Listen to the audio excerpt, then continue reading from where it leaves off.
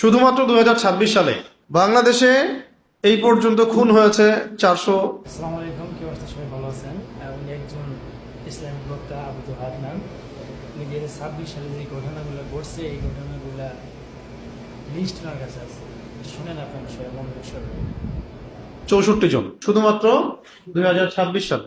ধর্ষণ হয়েছে 666টা। ধর্ষণ মামলায় গ্রেপ্তার হয়েছেন 530 জন। খুনের মামলায় গ্রেপ্তার হয়েছেন 604 জন। প্রতিদিন গড়ে 6 থেকে 7টা খুন হয়েছে এবং শিশু ধর্ষণ উল্লেখযোগ্য হারে বেড়েছে। বাংলাদেশের পুলিশের প্রকাশিত পরিসংখ্যান অনুযায়ী অপরাধের বৃদ্ধির হার: চুরি বেড়েছে 12%, অপহরণ বেড়েছে 71%, ছিনতাই বেড়েছে 37%, ডাকাতি 43%।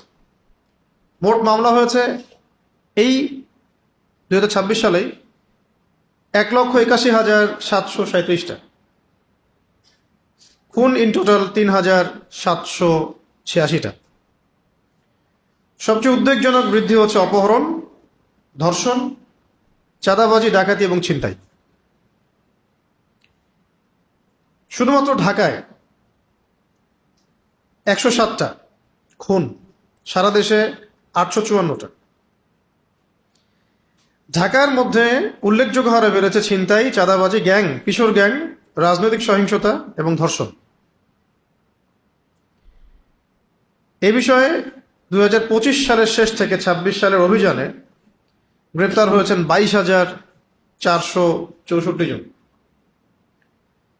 আগ্নেয়াস্ত্র উদ্ধার 483টা, গুলি উদ্ধার এরকম 4,500, মোট আটক 64,000। আর অনেক তথ্য আছে, এগুলো বলা আপনাদের কাছে উদ্দেশ্য না, এগুলো বের করতেই থাকা যাবে। বলা উদ্দেশ্য হচ্ছে যে এত কিছু হয়ে যাওয়ার পরেও এটা শুধু একটা বছরের 6 মাস 7 মাসের একটা পরিসংখ্যান, আরও অনেক পরিসংখ্যান আছে। শুধুমাত্র 2026 সালে বাংলাদেশে এই পর্যন্ত খুন হয়েছে 400। আসসালামু আলাইকুম, কি অবস্থা? সবাই ভালো আছেন? উনি একজন ইসলামিক বক্তা আবু দুহাদ নাম। উনি 2026 সালে যে ঘটনাগুলো ঘটছে এই ঘটনাগুলো লিস্ট ওনার কাছে আছে, শুনেন আপনার সবাই মনোযোগ সহকারে। 64 জন শুধুমাত্র 2026 সালে।